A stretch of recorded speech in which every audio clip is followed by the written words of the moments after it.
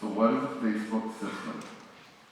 It's a set of connected things or parts working well. Simple sauce.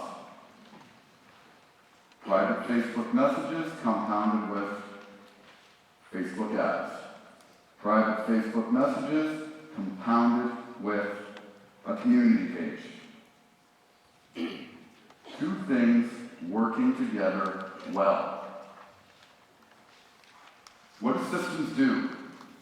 They allow for leverage. Systems allow for leverage. And leverage allows us to create and keep the three vital signs of real estate alive and well.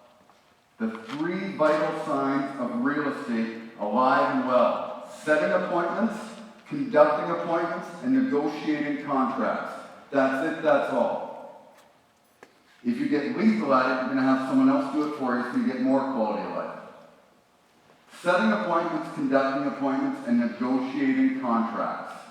Those are the three vital signs of real estate. And that is how Facebook systems can work for you.